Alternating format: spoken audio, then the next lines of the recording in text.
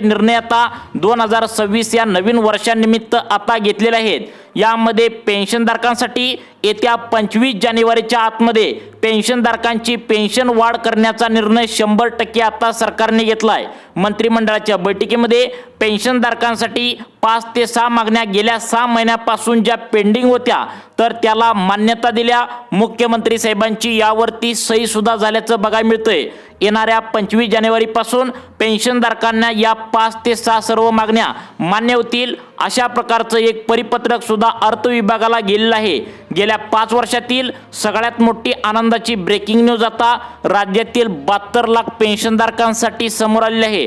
केंद्र सरकार व राज्य सरकारच्या माध्यमातून पेन्शन योजनेअंतर्गत पेन्शन प्राप्त करणारे उदाहरणार्थ निवृत्ती वेतनधारक म्हणजेच यामध्ये क्लास 1 अधिकारी रिटायरमेंट असतील, क्लास 2 अधिकारी, क्लास 3 अधिकारी, क्लास 4 कर्मचारी म्हणजेच शिपायापासून ते कलेक्टर ऑफिसमधील सचिवापर्यंत ज्यांनी आता रिटायरमेंट घेतल्या त्या रिटायरमेंट गव्हर्नमेंट पेन्शनधारकांसाठी सरकारच्या माध्यमातून नवीन आता वर्षानिमित्त सगळ्यात मोठी गुड न्यूज या ठिकाणी दिली आहे। जर EPS पेन्शनधारक तुम्ही असाल किंवा कोणती पेन्शन जर सरकारी तुम्ही या ठिकाणी घेत असाल तर अशा सर्व 72 लाख पेन्शनधारकांसाठी आता सरकारच्या माध्यमातून नवीन वर्षानिमित्त मोठं गिफ्ट या ठिकाणी आता देण्याचं ठरवलं आहे। पेन्शनधारक अनेक वर्षापासून त्यांची मूलभूत पेन्शन समस्या पुरेशी पेन्शन वाढ करण्याची मागणी गेल्या 5 वर्षापासून करत होते। यामध्ये पेन्शनधारकांची मागणी या ठिकाणी आता जवळजवळ वाढत चालली होती आणि त्यामुळे सरकारच्या माध्यमातून 25 जानेवारीला आता या पेन्शनधारकांची पेन्शन वाढ करणार असल्याची माहिती समोर आलेली आहे।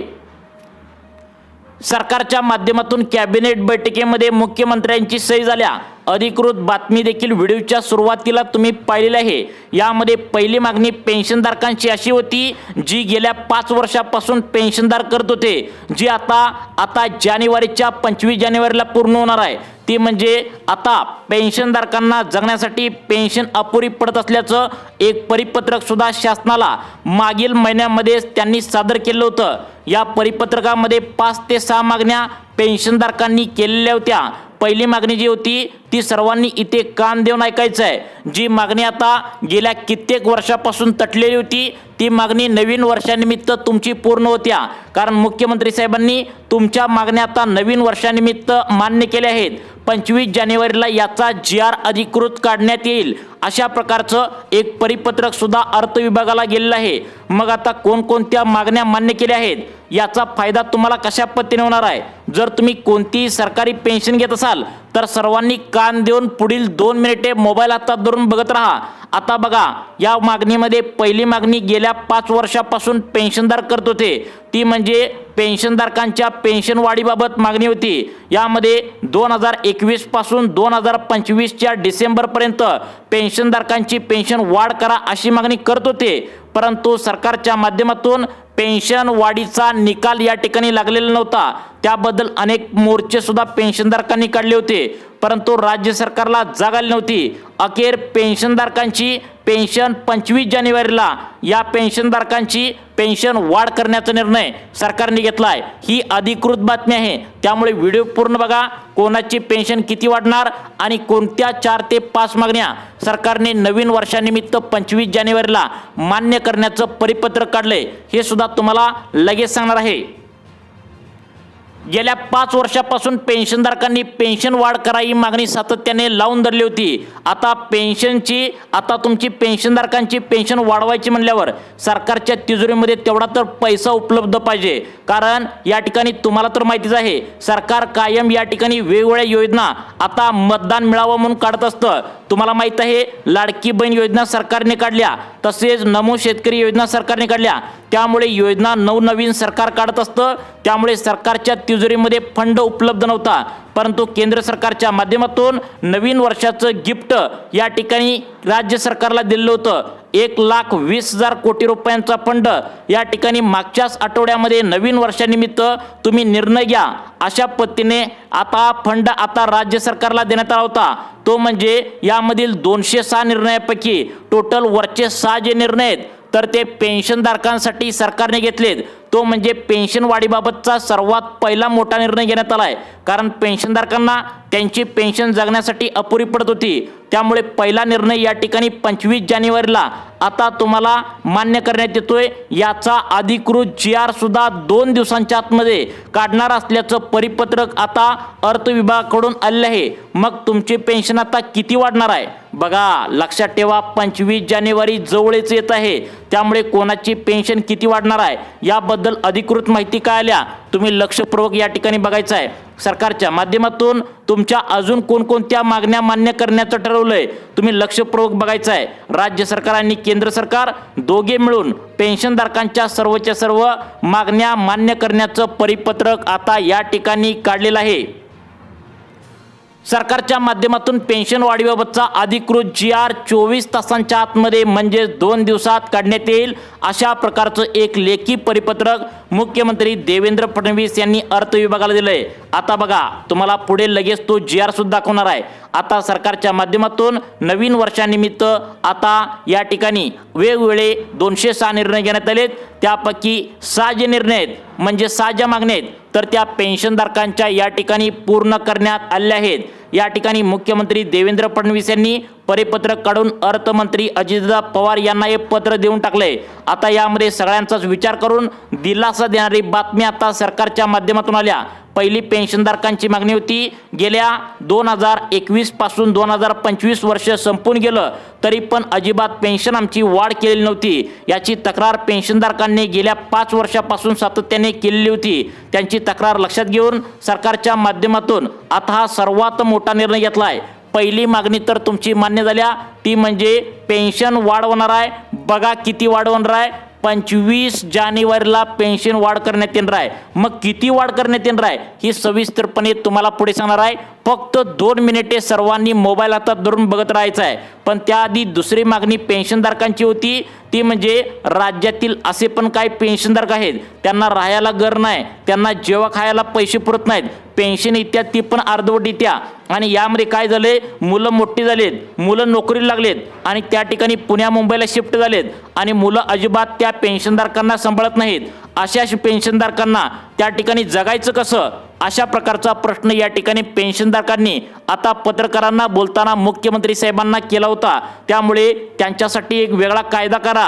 मुलं जे कमवतात त्या मुलांच्या जी काय इन्कम आहे, मुलं जे कमवतात त्यामधील थोडंफार तरी आता पेन्शनधारकांच्या खात्यामध्ये द्या अशा प्रकारचा जो आहे तर तो कायदा या ठिकाणी करण्यात आला आहे जो 25 जानेवारीला लागू होतोय। म्हणजेच पेन्शनधारकांनो तुमची मुलं जर सांभाळत नसतील तर या ठिकाणी सरकारच्या माध्यमातून एक नवीन कायदा पारित होतोय। म्हणजे आता इतकी पेन्शन तुमची आता समजा या ठिकाणी आता पगार जर तुमच्या मुलाचा इतका असेल तर त्यामधून इतकी तुमची आता या ठिकाणी तुमच्या बँकेमध्ये त्यांच्या पगारातून कट करून तुम्हाला पैसे सरकार देणार आहे। तुम्हाला कदाचित विश्वास बसत नसेल परंतु तुमच्या मुलाचा जर 20,000 पगार असेल तर त्यामधील इतकी रक्कम पेन्शनधारकांच्या आई वडिलांना या ठिकाणी मिळणार आहे। याबद्दलचा नवीन कायदा देखील आता करण्यात येणार आहे। सगळ्यात महत्त्वाचं म्हणजे पेन्शन किती वाढ करण्यात येणार आहे, तुमची मुलं जर तुम्हाला सांभाळत नसतील तर त्या ठिकाणी मुलांच्या सॅलरी स्लिपमधून आता त्या ठिकाणी हा ठराविक भाग म्हणजे किती टक्के आहे ते पुढे तुम्हाला सांगणार आहे। तर तेवढा भाग त्या ठिकाणी पेन्शनधारकांना जगण्यासाठी मुलांच्या हिस्स्यातील तुम्हाला देण्यात येणार आहे। परंतु किती देण्यात येणार आहे हे पुढे सांगणार आहे। परंतु या ठिकाणी पुढची मागणी आता कोणती करण्यात आल्या ते देखील तुम्ही आता झटक्यात या ठिकाणी समजून घ्यायचं आहे। आता बघा पेन्शनधारकांची तिसरी मागणी कधीपासून होती तर लक्षात ठेवा गेल्या 5 वर्षापासून ही पेन्शनधारकांची मागणी केली होती। काही जण म्हणतात पेन्शनधारकांची मागणी मान्य झाल्या, काही जण खोट्या बातम्या सांगतात, परंतु अधिकृत बातमी सरकारच्या माध्यमातून आल्या ती म्हणजे पेन्शनधारकांना या ठिकाणी 50% पेन्शनधारकांना औषध गोळ्या घ्याव्या लागतात, BP शुगरच्या गोळ्या घ्याव्या लागतात। तसेच अनेकांना या ठिकाणी आजार जडलेत आणि दवाखान्याला पैसे घालून घालून पेन्शनधारक वैतागलेत। अपुरी पेन्शन आधीच मिळत्या त्यातच दवाखान्याचा वाढलेला खर्च। यामुळे आता वयाच्या 21व्या वर्षापासून वयाच्या 60व्या वर्षापर्यंत पेन्शनधारकांनी आता राबलं आणि त्यानंतर त्यांना या ठिकाणी कोणत्याच मागण्या पूर्ण होत नाहीत अशी जेव्हा तक्रार या ठिकाणी सरकारच्या माध्यमातून पुढे आली त्यावेळी पुढचा निर्णय घेण्यात आलाय तो म्हणजे दवाखान्याचा मोफत खर्च राज्य सरकारच्या माध्यमातून केला जाणार आहे। आतापर्यंत फक्त बातम्या पसरल्या होत्या. अखेर सरकारच्या माध्यमातून येणाऱ्या 25 जानेवारीला या ठिकाणी तुम्हाला आता दवाखान्याचा खर्च मोफत त्या ठिकाणी दिला जाणार आहे. यासाठी तुम्ही अर्जंटमध्ये तहसीलदार कार्यालयामध्ये एक अर्ज सुद्धा भरणं गरजेचं आहे. तो अर्ज कोणता भरायचा आहे ते तुम्हाला लगेच पुढे सांगणार आहे. तसेच पहिला निर्णय घेण्यात आला आहे तुम्हाला पेन्शन वाढीबाबतचा, किती पेन्शन वाढ करण्यात येणार आहे ते पण पुढे सांगतो. परंतु दुसरा निर्णय तो म्हणजे तुमचा मुलगा नोकरीनिमित्त बाहेरगावी आहे, तुम्हाला पैसे देत नसेल तर त्याच्या सॅलरी स्लिपमधून आता इतकं टक्के रक्कम तुमच्या या ठिकाणी बँकेमध्ये सोडली जाणार आहे. कारण हा कायदा करण्यात येणार आहे. कारण त्या ठिकाणी मुलांना वयाच्या 25व्या वर्षापर्यंत सांभाळून त्यांना नोकरी आईवडिलांनी लावलेली असते आणि लग्न झाल्यानंतर मुलं सांभाळत नाहीत.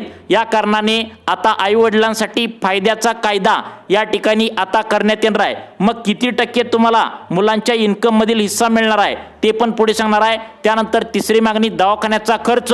गेल्या 5 वर्षापासून जी मागणी होत होती तर त्याला हिरवा कंदील मिळालाय, ती मागणी देखील पूर्ण होणार आहे. मग आता कसा याचा लाभ घ्यायचा, तुम्हाला या ठिकाणी मुलं जर सांभाळत नसतील तर नेमकं काय करायचं आहे, पेन्शन किती वाढणार आहे. त्यानंतर सगळ्यात महत्त्वाचा तिसरा या ठिकाणी महत्त्वाचा निर्णय घेण्यात आला आहे. राज्य सरकारच्या माध्यमातून दवाखान्याचा खर्च कसा घ्यायचा आहे हे देखील तुम्हाला पुढे या ठिकाणी सांगणार आहे. परंतु 4 नंबरची मागणी कोणकोणती करण्यात आल्या बघा. या ठिकाणी पेन्शनधारकांना 4 नंबरची मागणी मान्य करण्यात आल्या. ती म्हणजे state bank of India, post office या दोन्ही बँकेत जर तुमचं खातं असेल आणि तुम्ही पेन्शन घेत असाल तर त्यांच्यासाठी आनंदाचा 4था निर्णय सरकारच्या माध्यमातून घेण्यात आला आहे. तर सर्वांनी लक्ष देऊन बघा. तुम्ही जर state bank of India, Maharashtra bank, bank of India, post office या 4 बँकेमध्ये खातं उघडलं असेल आणि तुम्ही त्या बँकेमध्ये गेल्यानंतर तुम्हाला कायम गर्दी आहे असं जाणवत असेल आणि तुम्हाला तेथील कर्मचारी वगैरे अजिबात तुम्हाला सर्व्हिस व्यवस्थित देत नसेल तर प्रत्येक पेन्शनधारकांना आता या ठिकाणी एक अर्ज करता येणार आहे. फक्त एक अर्ज केल्यानंतर त्या व्यक्तीला या ठिकाणी कामावरून काढलं जाईल. अशा प्रकारचा कडक कायदा या ठिकाणी करता येणार आहे. कारण पेन्शनधारकांचे होणारे हाल बघून सरकारच्या माध्यमातून हा पहिला निर्णय घेण्यात आला आहे.